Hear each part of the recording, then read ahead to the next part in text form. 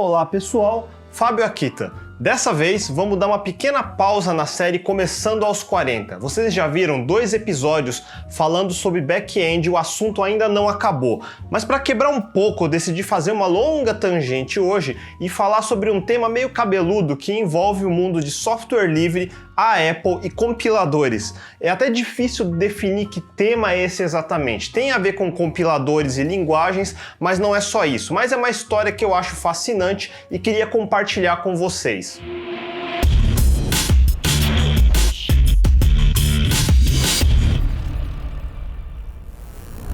Como vocês viram nos vídeos passados, acho que deu para entender que a Microsoft foi um rolo compressor nos anos 90, empurrando tecnologia atrás de tecnologia, boas ou ruins. Depois, ela foi bruscamente parada no começo do século por causa do julgamento antitrust. E de 2001 até pelo menos 2014, quem calçou seus sapatos de certa forma foi a Apple. Sem repetir muito o que todo mundo já sabe, vamos resumir. Em 99, os iMacs translúcidos de plástico colorido foram um enorme sucesso para marcar o retorno de Steve Jobs, numa época onde a Apple estava a dias de fechar as portas e declarar falência. Em 2001 surgia o S10 baseado no Next Step e BSD Unix, e também em 2001 o iPod conquistou o mundo e em 2003 o iTunes conquistou o mundo. Em 2005, com a ascendência do Ruby on Rails e a preferência por Macs de seu criador, fez com que a comunidade Rails e o gosto pela estética da Apple andassem lado a lado. De 2005 a 2006, a Apple migrou dos processadores PowerPC para Intel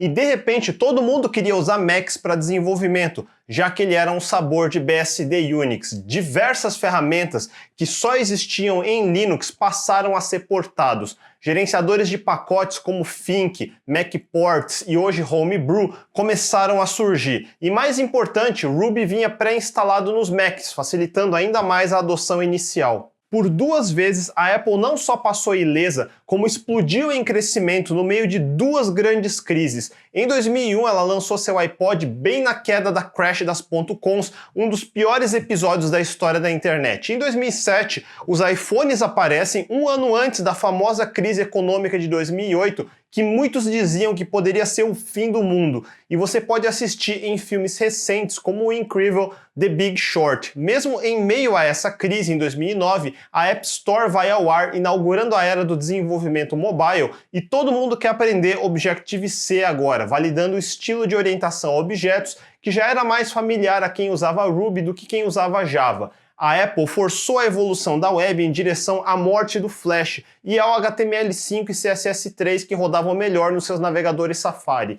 E com o nascimento do MobileMe, que foi o serviço online de cloud da Apple, nasceu o framework JavaScript Sprout Core, que depois viria a se tornar Ember, inaugurando o estilo de produtos web que conhecemos hoje. Pós-crise de 2008 e 2009, todo mundo queria desenvolver produtos mais sofisticados com linguagem visual limpa, com a usabilidade que a Apple era lendária por oferecer em seus produtos. Mesmo antes disso, enquanto o mundo enterprise estava adotando soluções J2E como o IBM WebSphere ou BA WebLogic, a própria Apple tinha uma arquitetura mais simples e mais sofisticada na forma do WebObjects, que era o motor por trás do lendário e-commerce da Apple na época.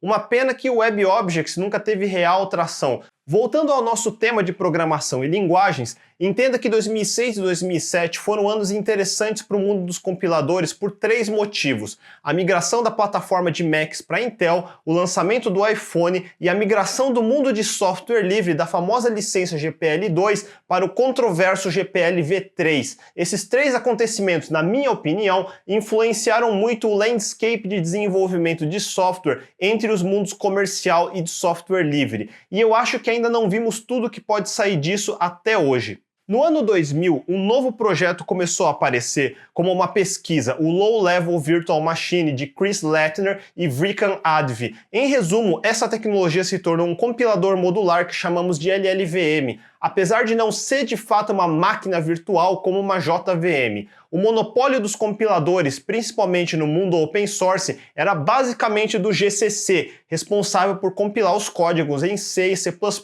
e várias outras linguagens, incluindo coisas como Fortran, e que gera o binário da kernel Linux e todas as ferramentas de licença aberta que rodam ao seu redor nas distribuições Linux. Mas o GCC é um grande monolito, com mais de 25 anos de contribuições e evoluções, complicado de evoluir, expandir e integrar. Porém, com décadas de refinamento e ajustes, é definitivamente um dos melhores compiladores do mercado. O LLVM foi criado para ser diferente. Ele separou o processo de compilação em 3 grandes estágios: front-end, otimização e back-end. Não confundir com as carreiras de front-end e back-end. Pensa na entrada do compilador, que é o front, o miolo, e a saída do compilador, que é o back. Vale a pena eu explicar o que isso significa. Em resumo, o front-end pega o seu código-fonte, digamos, em C, e faz a checagem e o parsing. O resultado desse estágio é seu código limpo e traduzido em outra linguagem intermediária chamada literalmente de Intermediate Representation, ou IR. Não seria muito diferente do Java gerando bytecodes ou do .NET que gera em IL, para o CLR, que é literalmente Intermediate Language. Também meio parecido com o que um transpiler de CoffeeScript ou Dart ou TypeScript faz transformando em JavaScript por baixo. Na sequência, esse código IR passa pelo tal miolo, a fase de otimização, que vai fazer todas aquelas otimizações que eu expliquei no episódio anterior para deixar seu código o mais eficiente possível. Inclusive, como o GCC e outros compiladores, essa fase pode precisar passar pelo código múltiplas vezes. Você às vezes vai ver esse termo passes, porque algumas otimizações exigem conhecimento do código anterior. Finalmente o LLVM pega esse subproduto otimizado e passa para o back-end, que vai finalmente traduzir em binário de máquina, gerando o executável do seu programa. Mas o importante é entender que existem 3 grandes pedaços de software independentes que juntos formam o compilador. Então, em vez de usar GCC para compilar C, você pode substituir por Clang, que é um front-end de C feito para LLVM. Teoricamente, hoje você poderia tirar o GCC e recompilar uma distribuição Linux inteira usando Clang. Até existem projetos testando isso.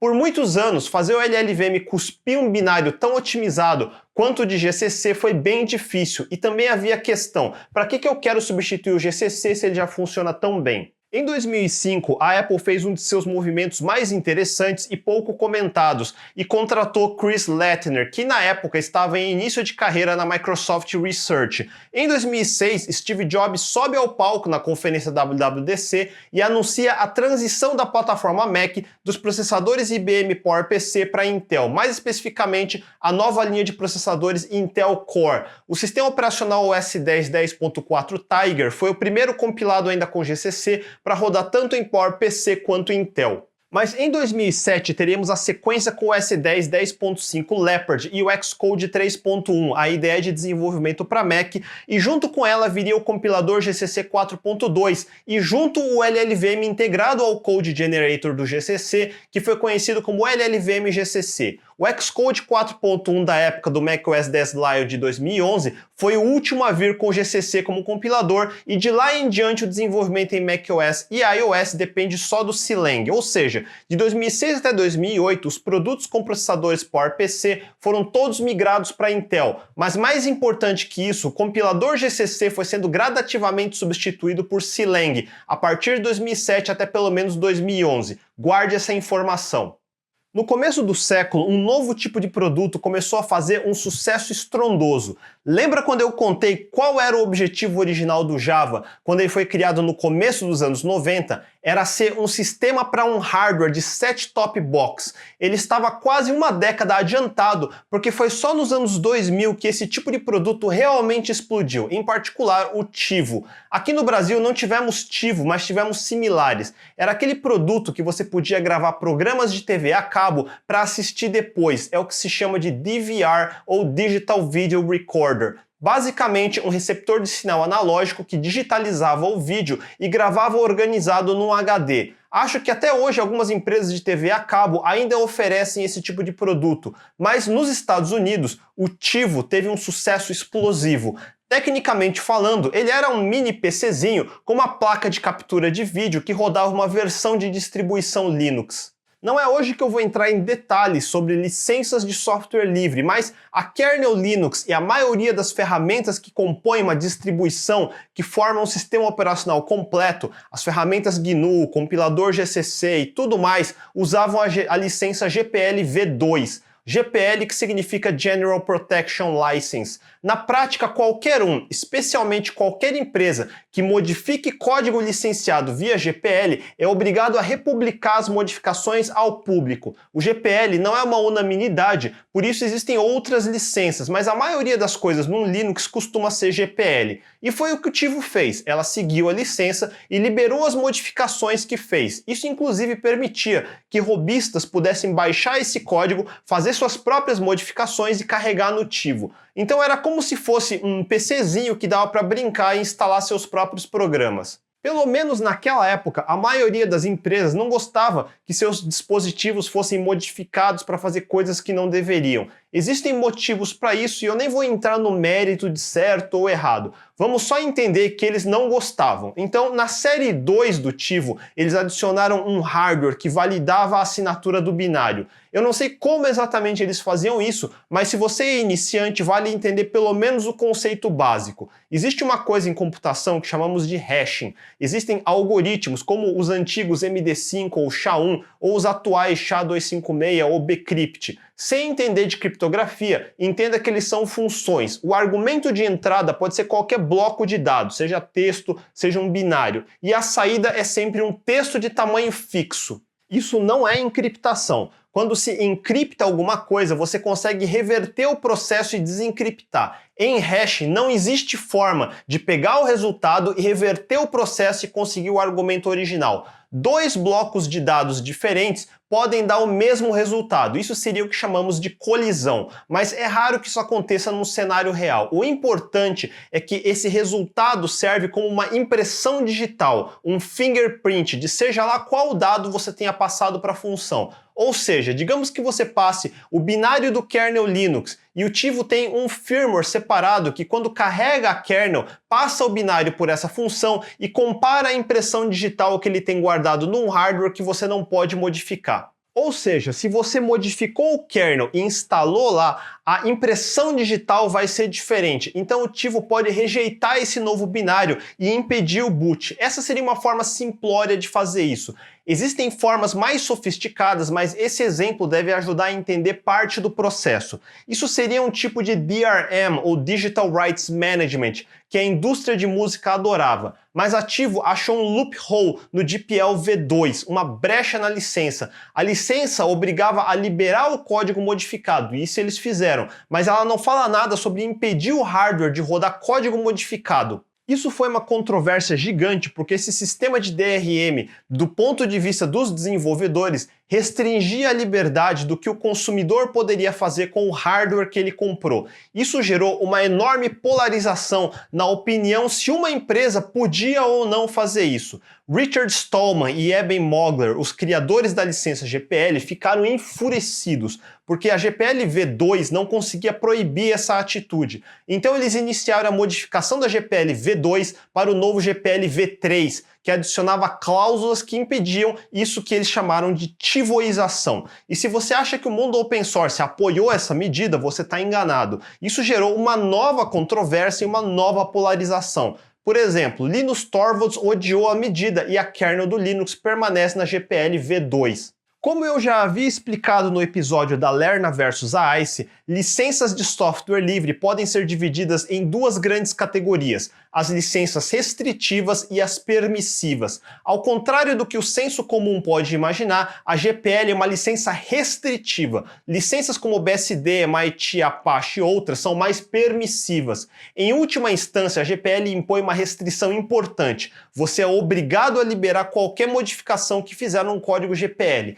E essa modificação também será GPL. E sem cláusulas especiais e sublicenças como a LGPL, você teria que se preocupar, inclusive, se o binário gerado por um compilador com licença GPL, se ela herda o GPL ou não se for usada. É por isso que, inclusive, muitos chamam a GPL de uma licença viral. Já código licenciado via BSD, por exemplo, não tem essa restrição. Você pode modificar o código e não tem a obrigação de liberar a modificação. Você pode gerar um binário e comercializar o binário e não se preocupar em ter que liberar o código. A discussão sobre licenças de software livre é, em última instância, uma discussão sobre propriedade intelectual. A maioria das empresas prefere ficar bem longe de licenças restritivas para não comprometer suas propriedades intelectuais, que é o que garante o seu valor. Nos anos recentes, no começo dos anos 2000, tivemos grandes casos controversos em torno de propriedade intelectual no mundo open source, como o famoso caso da SCO, ou Santa Cruz Operation, que processou a IBM pedindo nada menos que $1 bilhão, alegando que eles infringiram na sua propriedade do Unix e usaram esse conhecimento nas contribuições ao Linux que a IBM fazia. Se a SCO tivesse ganhado isso, teria sido uma bomba nuclear, tornando o Linux material radioativo para quem usasse. Mas numa virada de eventos, um juiz determinou que quem possuía os direitos que a SCO clamava, na verdade, era a Novell. E nessa mesma época, por 2005 ou 2006, a Microsoft fechou um acordo de $400 milhões com a Novell, que era dona do SUSE Linux, cujo combinado era que uma não iria processar a outra em torno de propriedade intelectual, meio que sugerindo que haveria alguma coisa no Linux que deixaria quem não usasse SUSE Linux vulnerável a algum processo no futuro de alguma forma. A comunidade open source odiou esse movimento, claro. Certo ou errado, vocês podem entender pelo menos por que levar propriedade intelectual e licenças a sério é importante, principalmente nos Estados Unidos. À medida que as empresas iam adotando tecnologias open source, essa dúvida sempre deixa todos com os nervos à flor da pele. Se o Linux, que é a kernel por baixo de todas as distribuições e que estava sendo adotado rápido por todos, fosse condenado num processo deles, ele se tornaria material radioativo e toda empresa usando poderia descobrir uma bomba relógio explodindo. Isso é realmente sério. Se nos anos 2000 alguém perguntasse por que a Apple preferiu usar a base do FreeBSD nos OS X em vez do Linux, esse certamente poderia ser considerado um dos principais motivos. O FreeBSD usa a licença BSD, que é bem permissivo, ao contrário da GPL, que tinha todas essas dúvidas pairando no ar. Agora, o GPL v3 é um problema sério. Que outra empresa, além da Ativo, prefere manter certos códigos escondidos e dificultar você de instalar o que quiser em seus hardwares? Eu sempre fui fã da Apple e certamente a integração de hardware e software que eles fazem é excepcional. Mas se você pensar puramente em questão de software livre, você vai ficar no mínimo em cima do muro com as práticas da Apple. E não confunda, sim, a Apple tem o código da base do seu sistema operacional aberto ao público na forma do Darwin, mas o macOS é bem mais que só o Darwin. Tem centenas de componentes que eles não querem abrir, incluindo a forma como o sistema se integra perfeitamente nos Macs e MacBooks e, claro, nos iPhones de hoje. Se você notou que um iPhone faz a mesma coisa que um Tivo, impedindo você de instalar outro sistema nele, você pensou certo. No outro lado do espectro, além de distribuições baseadas na kernel Linux, existem as distribuições baseadas em BSD, como FreeBSD, OpenBSD, NetBSD. O Linux é como se fosse um clone de Unix, mas os BSDs, em princípio, são herdeiros do Unix original. BSD seria o concorrente da outra linhagem de Unix, o System 5, que deriva da época do Unix System 3 da AT&T. Como o próprio nome diz, a filosofia dessas distribuições é software livre, no sentido mais permissivo e liberal com a licença BSD. Vamos dizer que eles toleram a GPL, mas nunca gostaram dela, e o GPL v3 foi uma afronta direta e ofensiva contra eles, e podemos dizer que eles não gostaram nada das cláusulas restritivas anti-tivoização. Existe uma longa história de brigas políticas em torno do que é considerado software livre ou não, e eu vou parar por aqui para não me alongar demais por hoje. O maior problema, tudo no mundo open source era compilado com GCC. Como eu já expliquei no episódio sobre a Lerna versus a ICE, licenças não podem ser mudadas retroativamente, só em novas versões. Como quem controla o GCC é o Richard Stallman, ele migraria para a nova GPL v3, ou seja, Quem não quisesse adotar a nova licença ficaria preso na versão 4 do GCC, que ainda seria GPL v2. Então começou uma corrida contra o relógio. Você pode ficar usando o GCC, que ainda era GPL v2, mas quanto mais tempo passa, mais ele fica defasado e até inseguro, já que correções e novas funcionalidades só iriam subir na GCC com GPL v3. Resumo da história. Tanto o FreeBSD quanto a Apple começaram um projeto que iria levar alguns anos para sair do GCC e migrar a compilação de tudo para usar LLVM e CLang, que era o único concorrente viável ao GCC. Se você alguma vez já se perguntou por que no macOS vem um Bash tão antigo, porque além do GCC, outras ferramentas GNU mudaram para o GPL v3, o Bash foi um deles. Por isso hoje se instala o Bash mais novo e outras ferramentas com versões mais novas como o próprio Git, você mesmo via Homebrew ou de outra forma manual, como baixar os códigos-fonte gerando binários você mesmo. E por isso às vezes você tem confusão de usar compiladores usando GCC ou CLang. Para a Apple, além da questão das licenças, a linguagem Objective-C, que é o coração dos frameworks de aplicativos nativos de macOS e iOS, nunca teve muita prioridade no grupo de desenvolvimento do GCC. Por causa disso, o projeto CLang começou a avançar passos mais largos e por isso eles começaram a estratégia de primeiro começar a usar GCC como front-end para LLVM, já que a primeira coisa mais difícil era parsear corretamente os códigos em C, C++ de Objective-C e por isso você começa com LLVM GCC, como eu disse antes. À medida que a compatibilidade do front-end entre GCC e CLang ficou mais próxima, daí eles começaram a colocar CLang como escolha padrão até finalmente remover completamente o GCC antigo. Nesse período de 2006, então a Apple estava migrando seus sistemas operacionais de PowerPC para Intel e ao mesmo tempo já estava planejando outro dispositivo para ser lançado em 2007, o primeiro iPhone. E os iPhones não usam processador Intel e sim ARM. E os iPhones seriam produzidos com o bloqueio de DRM para impedir outro sistema de rodar no hardware, ou seja, eles seriam tivoizados. E com todos os aplicativos desenvolvidos usando o Objective-C e com a necessidade de compilar binários nativos para Intel e para ARM.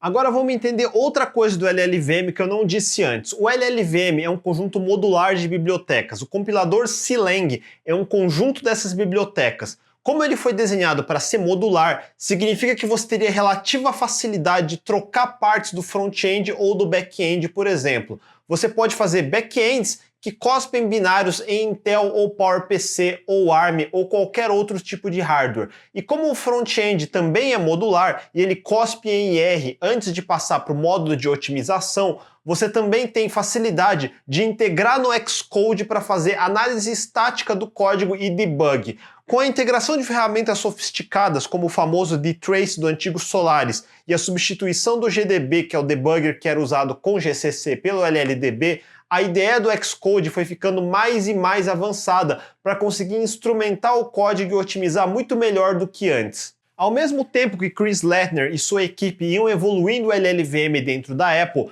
muitas das pesquisas geraram novas funcionalidades, primeiro no próprio Objective-C, como a introdução de lambdas e o ARC, que é o Automatic Reference Counting. Para você que é iniciante, na maioria das linguagens mais modernas, você não pensa muito em gerenciar a memória, porque linguagens como Java têm garbage collectors, ou seja, o runtime gerencia a memória por você. Mas se você começou a aprender com linguagens como C, sabe que precisa você mesmo codificar o gerenciamento de memória manualmente. Ou seja, no seu código você chama funções como malloc e free e outros para pedir memória para o sistema operacional e depois devolver essa memória. Lembra que eu falei que, além do multithread, o outro aspecto em programação mais difícil é gerenciamento de memória? Pois é, à medida que sua aplicação fica complexa, você vai errar isso. Ao longo da sua carreira, você vai ficar ouvindo falar de vazamento de memória, por exemplo. Gerenciar a memória é complicado, porque memória se fragmenta,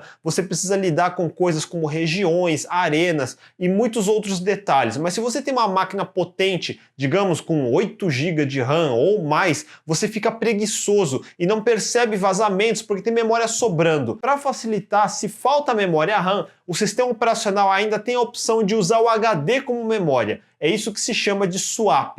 Se você chega nesse ponto com uma aplicação mal feita que vaza memória, tudo bem, o sistema vai passar a usar HD. Tudo vai ficar lento pra caramba, mas não vai crashear. Mas pense em 2007, um iPhone com mero 128 MB de RAM para comportar o sistema operacional e os aplicativos e sem a opção de um HD para fazer swap. Ou seja, se faltar memória, o sistema vai crashear o aplicativo. Então gerenciar a memória se torna especialmente importante em dispositivos com poucos recursos. E como o Objective-C é basicamente compatível com C e usa a mesma semântica de você manualmente codificar aonde quer alocar memória e onde quer devolver essa memória, os primeiros aplicativos para iOS que eram feitos por amadores ou mesmo por descuido acabavam tendo muitos vazamentos e crashavam, dando uma má experiência aos usuários.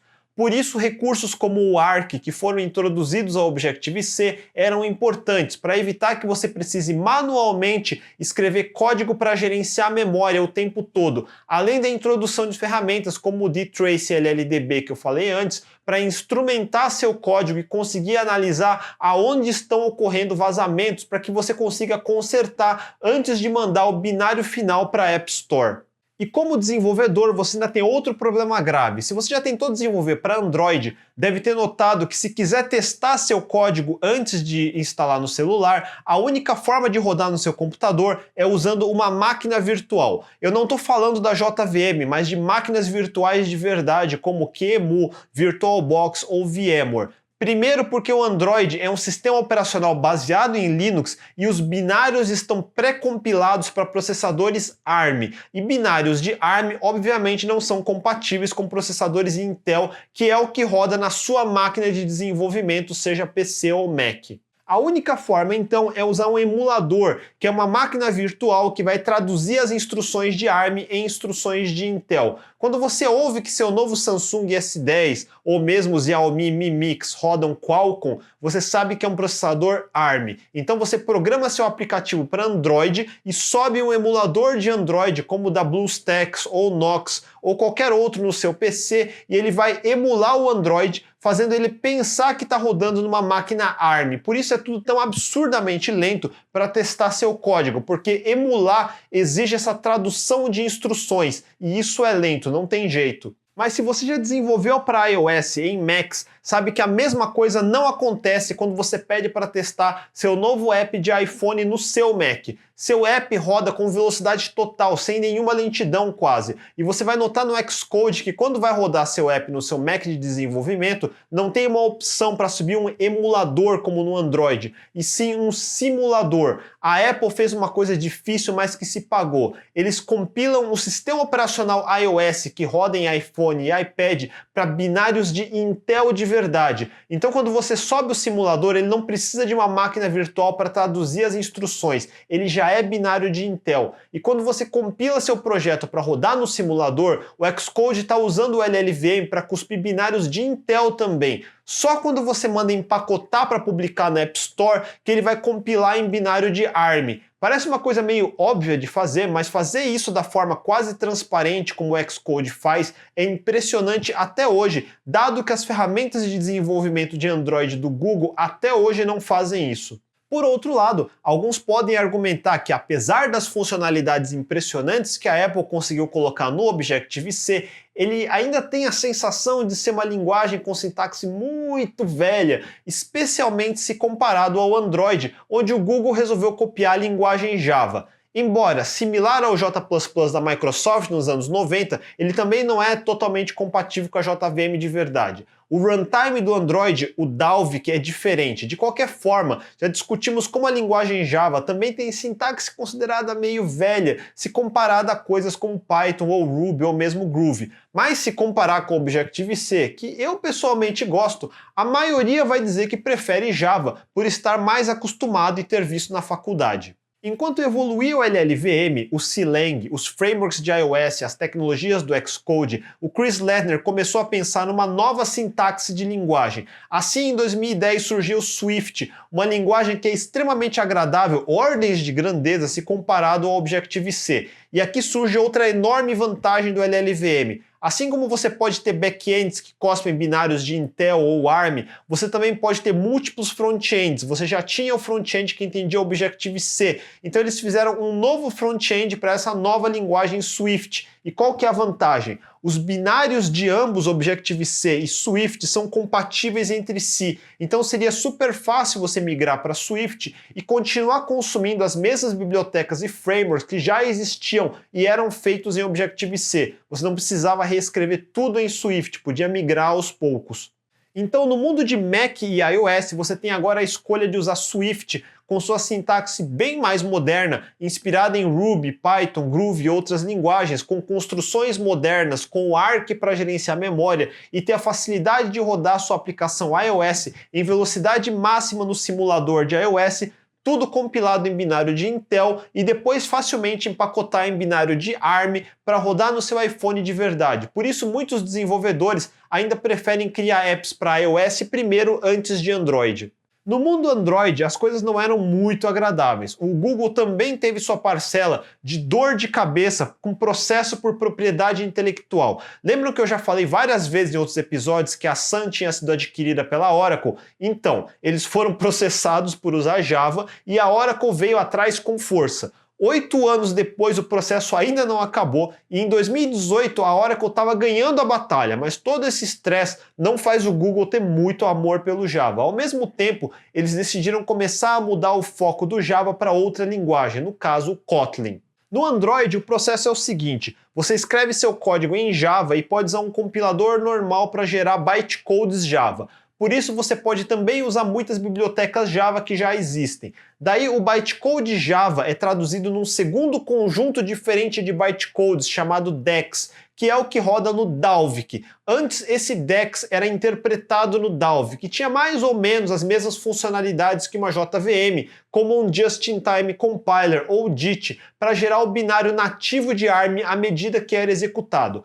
Como eu também já disse, isso é bacana para aplicativos que rodam num servidor, que fica de pé por dias e dias, mas num dispositivo móvel, que você abre um aplicativo e fecha a qualquer momento, um JIT ajuda, mas não tanto assim, porque ele não tem tempo para otimizar como poderia. Fora que rodar um compilador JIT também consome processamento, e isso consome bateria, que é outra coisa que sempre falta em dispositivos móveis. Então, nas versões mais recentes de Android, o bytecode DEX é pré-compilado em binário nativo antes de rodar. Esse é o processo que você vai ouvir falar como AOT, ou Ahead of Time Compiler, que é o que um compilador normal como o GCC ou o Silang fazem, geram binários nativos. O processo de desenvolvimento no Android tem mais passos para poder ter essa opção de compatibilidade com o bytecode Java, que foi uma jogada importante para conseguir trazer programadores Java para o mundo Android sem precisar ensinar uma nova linguagem para todo mundo.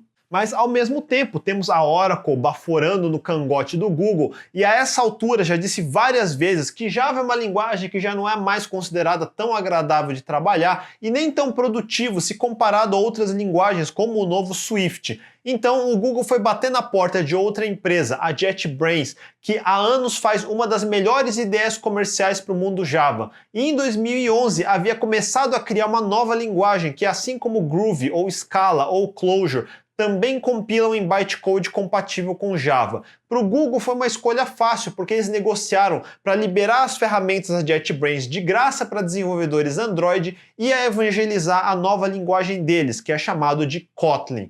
Kotlin, que é finalmente uma linguagem moderna, mais familiar e sem ser exótica demais como Clojure.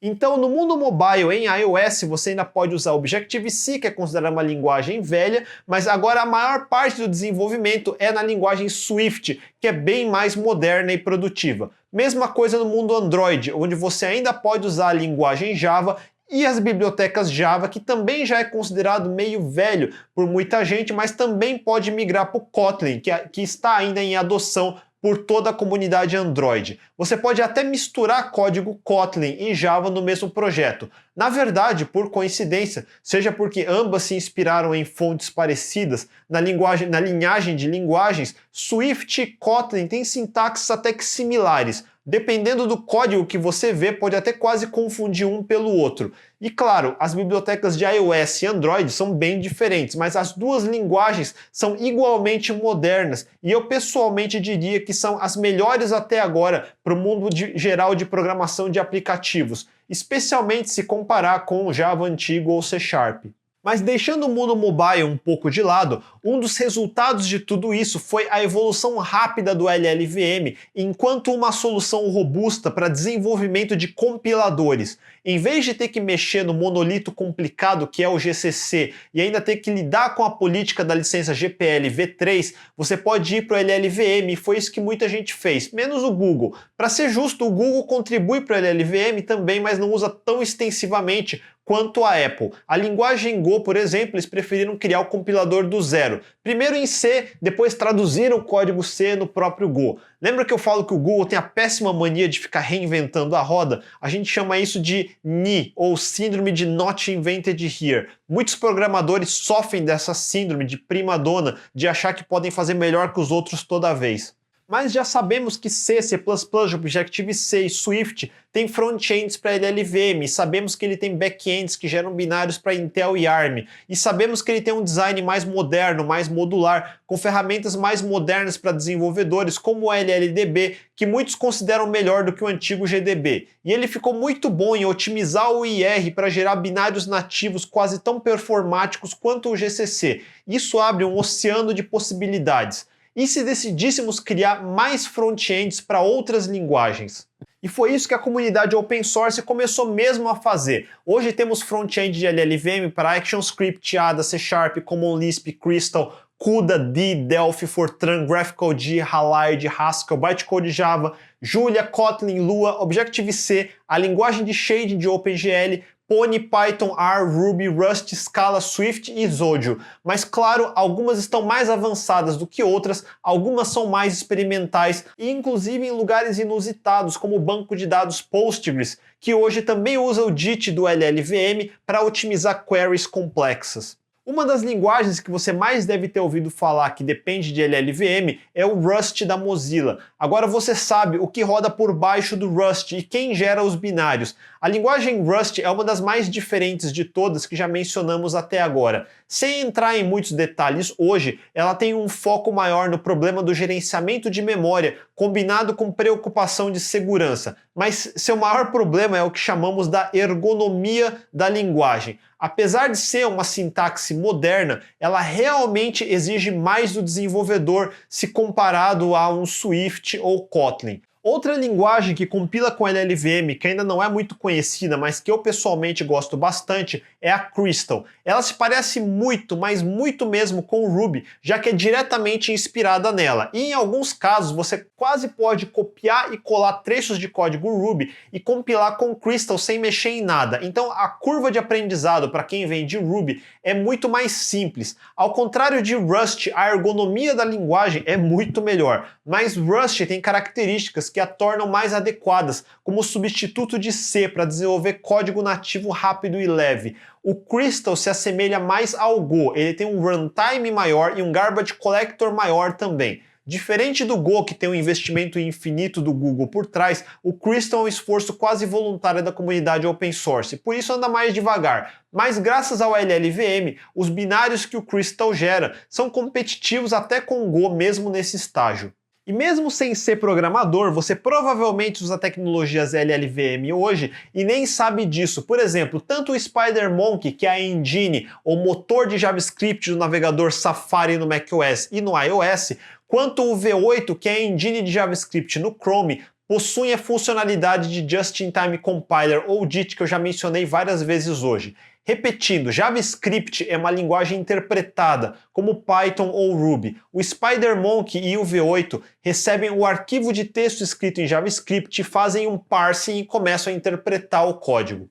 Porém, como vocês já sabem, eu expliquei no episódio da história do front-end nessa série, começou a surgir o conceito de Single Page Application, que é basicamente um site que se comporta mais como um aplicativo de desktop do que um site web normal de conteúdo. Na prática, são sites onde você não fica navegando entre diversas páginas. Você carrega uma página e fica nela. Por sua vez, ela carrega muito JavaScript para controlar o comportamento. Imagina Google Docs ou Spotify. Nesses casos, as engines de JavaScript, quando percebem que estão rodando faz algum tempo, começam um processo que é mais devagar, que é o JIT, e começam começam a otimizar e compilar as partes do código JavaScript mais executadas em binário nativo, que ainda depende do runtime das engines, mas é bem mais eficiente do que interpretação. No caso, o SpiderMonkey usa o JIT do LLVM. SpiderMonkey e V8 passaram anos evoluindo e competindo para ver quem era o melhor, e acho que isso continua assim até hoje.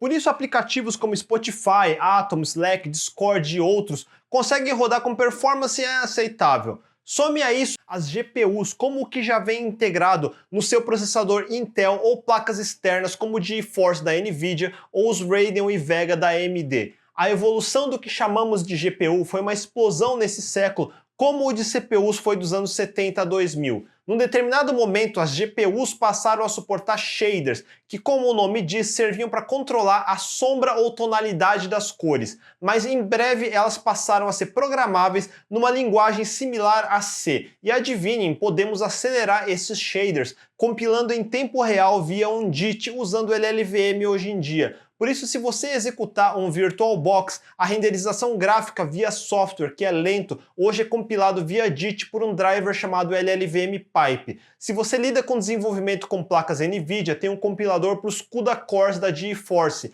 E a NVIDIA contribuiu os códigos de back-end para permitir gerar shaders para suas placas diretamente no LLVM, abrindo as portas para qualquer linguagem poder se beneficiar do processamento massivamente paralelo de GPUs. Agora, o último assunto de hoje para você entender como o LLVM pode ir mais longe. O front-end pode ser qualquer linguagem, ele cospe o IR que é otimizado e depois passado para um back-end, que também pode ser qualquer coisa. Por exemplo, os back-ends que geram binários de Intel ou ARM, como já repeti várias vezes. Porém, vocês já viram que existem os transpilers, como o de TypeScript que cospe em JavaScript. E se pudéssemos usar um front-end de C, como o Clang, e usar um back-end que cospe JavaScript? Esse é o projeto Emscripten. A demonstração mais impressionante, se não me engano, em 2014, foi quando a Epic Games pegou uma animação usando a engine de jogos Unreal e compilou com esse Emscripten, usando o LLVM, de C para JavaScript, e somado às capacidades de aceleração via GPUs dos navegadores via WebGL, conseguiu rodar o que antes era um programa nativo dentro de um navegador, com excelente performance, graças a tudo que eu expliquei que dá para fazer com LLVM. Para fazer isso, eles limitaram o JavaScript num subconjunto que ficou conhecido como asm.js. O conceito é simples. CPUs têm instruções nativas que podemos escrever em assembly e usar um assembler para cuspir o bytecode nativo da máquina. Máquinas virtuais como a JVM têm seus bytecodes. E se considerarmos que o JavaScript é um assembly da máquina virtual chamada navegador? Isso abre todo um leque de possibilidades e foi o que inspirou o projeto WebAssembly, que surgiu para formalizar esse subconjunto de JavaScript que poderia ser o back-end para compiladores baseados em LLVM. Hoje em dia, ainda temos o Emscripten para compilar em ASM.js e o novo projeto Brinarian, que nasceu sendo uma extensão do Emscripten, mas foi reescrito do zero em C++ para gerar WebAssembly. Maldita síndrome de Not Invented Here. A Mozilla também sofre disso, como o Google. Ainda não tivemos nenhum resultado bombástico, mas diversos grupos estão fazendo experimentos para entender o que realmente podemos fazer. Se você procurar por Emscripten, vai ver demonstrações muito interessantes, inclusive uma pequena distribuição de Linux compilado inteiro com Emscripten e rodando dentro do navegador, sem emulação nem nada. Na prática, no futuro, poderíamos escrever aplicativos web em qualquer linguagem e compilar tanto para WebAssembly quanto para binário nativo se quiséssemos, mas ainda estamos no começo dessa jornada. E por hoje, vamos ficar por aqui. Para variar, virou um episódio grande, mas eu queria contar essa história para que vocês pudessem entender como política influencia a evolução das linguagens, ferramentas e arquiteturas que nós usamos hoje. Não é só uma questão se determinada linguagem é mais rápida que outra ou não.